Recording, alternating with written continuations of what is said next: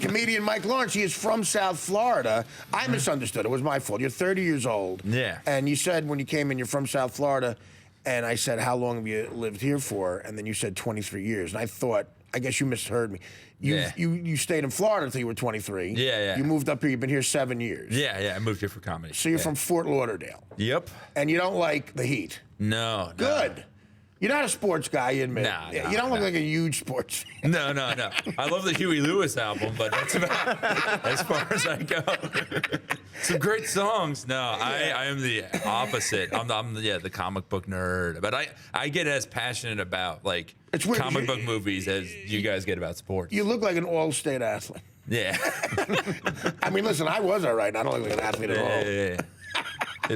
You seem like a quirky, funny guy. Thanks, man. I can tell you're probably a smart guy, right? In some ways, yeah. Yeah. And do you feel like you fit in society? No.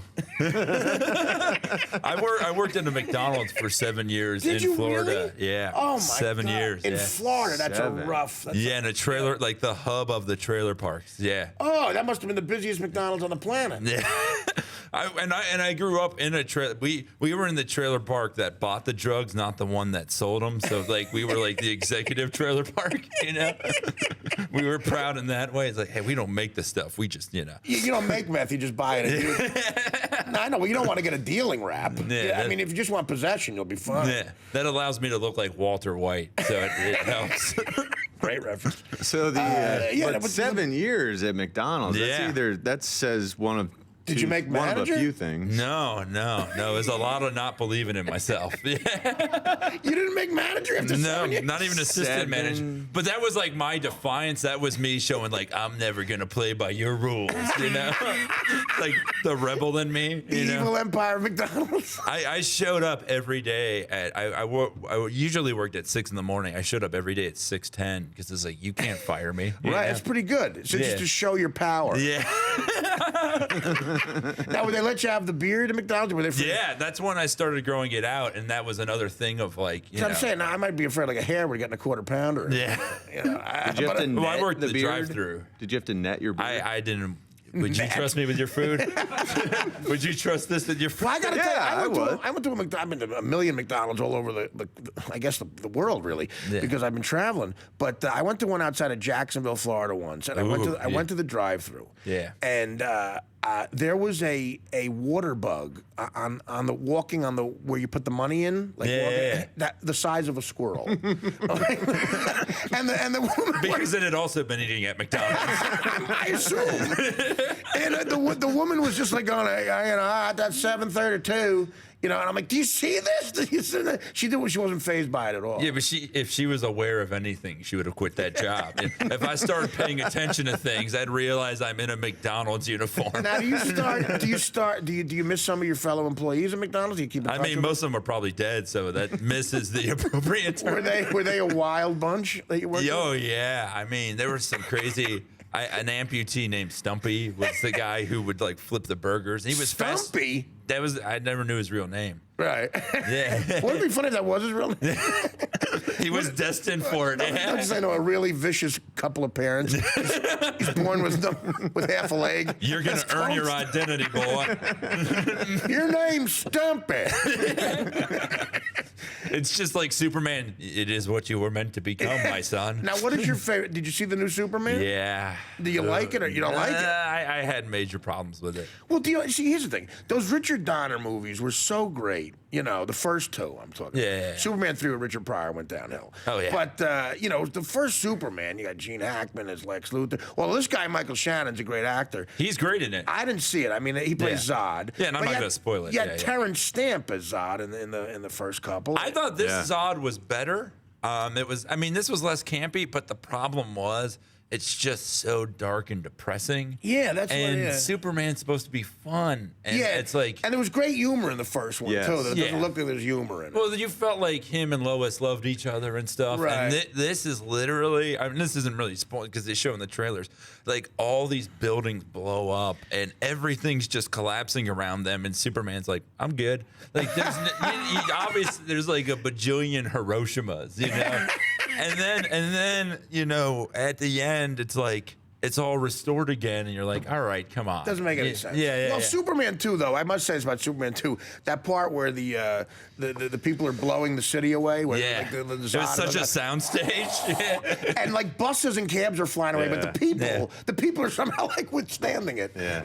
It's funny because like I believe a man can fly, but I'm too young to believe in white cabbies going, "Where you going, Mac?" You know, like that's not. I know the word Mac. When's the last time someone used the word Mac? Like Humphrey Bogart was alive. You want to go to Palookaville, Clark? You know?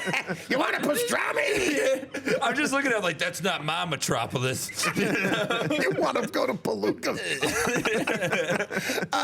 Yeah. So I don't know. Okay, so you were disappointed in it. See, I'm dying to see it. I would say see it. You know, I'm not one of those nerds who's like, nah, you shouldn't see it. I mean, yeah, that's the thing. It's like if you're a fan of a team that always loses, it's the same thing. Like I will see all these. You already have my money, right? Just don't make me feel bad for losing it. No, I get it.